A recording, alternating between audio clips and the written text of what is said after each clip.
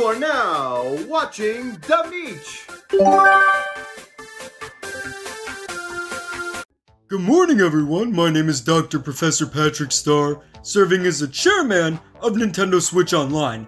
We've heard your feedback, and we have decided to make Nintendo Switch Online more appealing than it already is. Our first step, we should take modern working servers and push them somewhere else. We found a warehouse full of servers when Nintendo 64 DD ran that servers all the way back from 1998, and they've been working wonderfully for us. Speaking of Nintendo 64, we have finally added Nintendo 64 games after a whopping 3 years. We will also be releasing them periodically with 3 games every 6 months, because I know how excited you guys are to play the sequel to everyone's favorite game, Kablooey.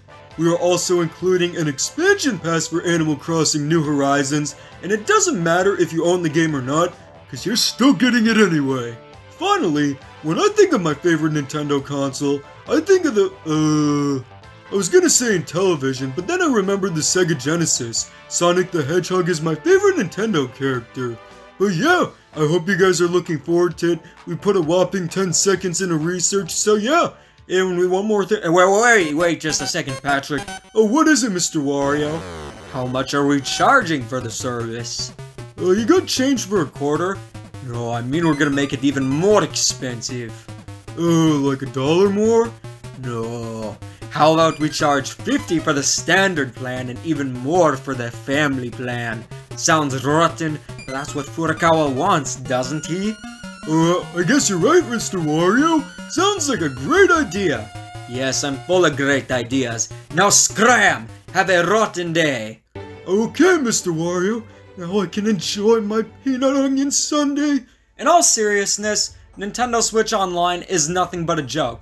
It's always been a joke. Why is that exactly? Well, let's look at past Nintendo Online services. It started off with the Nintendo DS in 2004. Now with the DS, the online was slow, but keep in mind, this was the mid-2000s, so that made sense.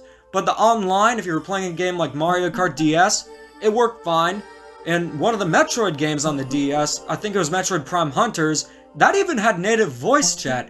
The Wii also had online, and although it wasn't great, Mario Kart Wii was a blast to play online and had really cool tournaments and such.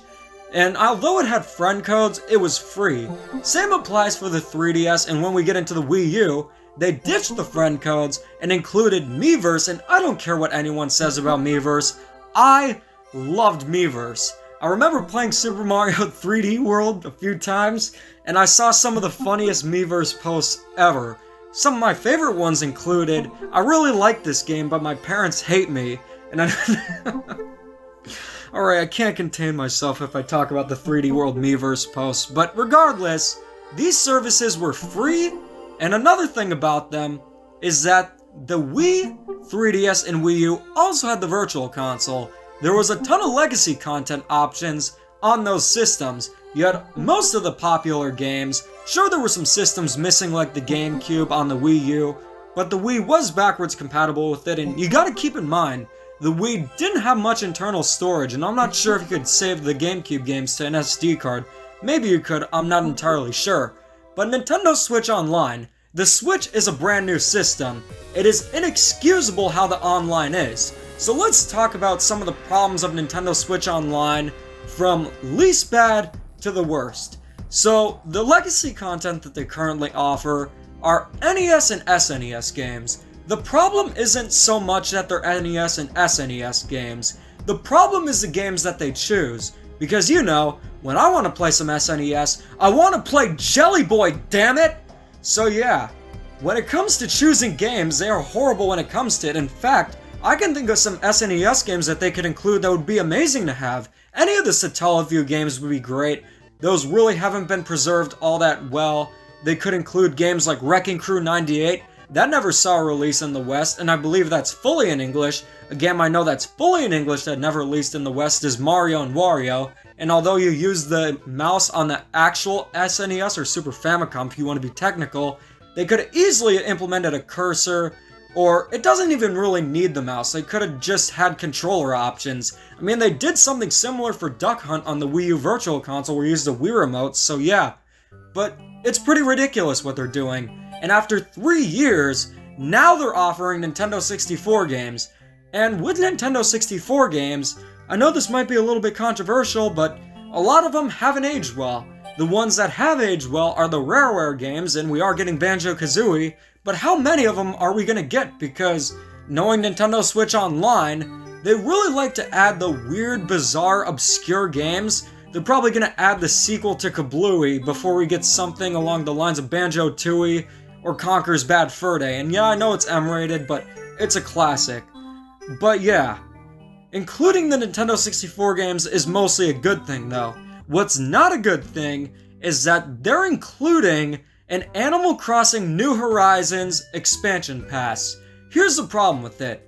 Animal Crossing New Horizons, whether you like it or not, you have to admit the game is unfinished. It launched with half the content that New Leaf had, and although I liked the game, I really enjoyed it, I put hundreds of hours into it, I see where Animal Crossing veterans are coming from, being disappointed that it lacked half the content that New Leaf had, and having paid DLC is a slap in the face. And also, it's mandatory if you're gonna get the expansion pass. Now sure, Animal Crossing New Horizons has sold like hotcakes. It has a very high attach rate, but some people don't have the game.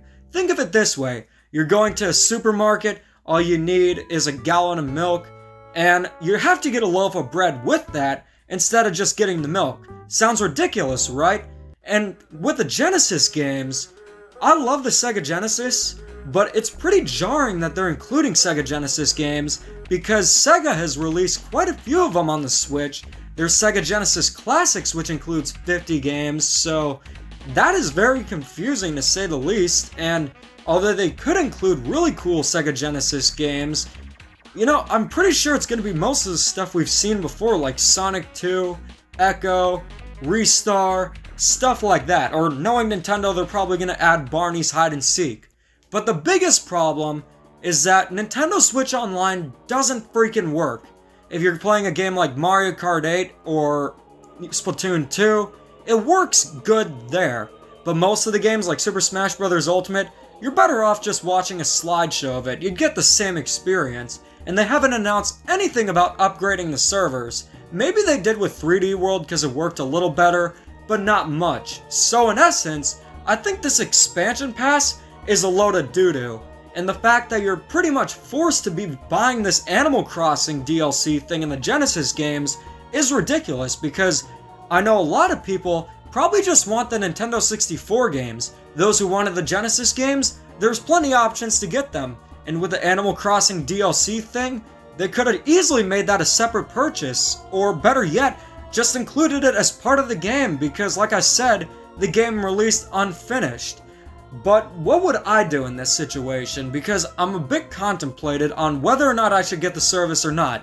One of the problems is Nintendo hasn't announced that they're gonna have a plan where you can upgrade from your standard service, how much it's gonna cost to get the expansion pass. Because I would like to play the Nintendo 64 games, but I'm not sure if I'm willing to pay $50 a year to play them, because I have most of them anyway, and I have the Hori controller for the Nintendo 64. I also have an upscaler for it, so it'd essentially be the same, so I'm not even sure if it's worth even getting it. In fact, with Nintendo Switch Online, the only reason why I got it is because of Super Mario Maker. And when I updated Nintendo Switch Online or renewed it, I got the Tetris 99 cartridge which included the DLC. So to summarize this, I think Nintendo Switch Online's expansion pass is a load of trash. It shouldn't be this expensive. They shouldn't include the Animal Crossing DLC because not everyone owns the games. And the Genesis games are just baffling.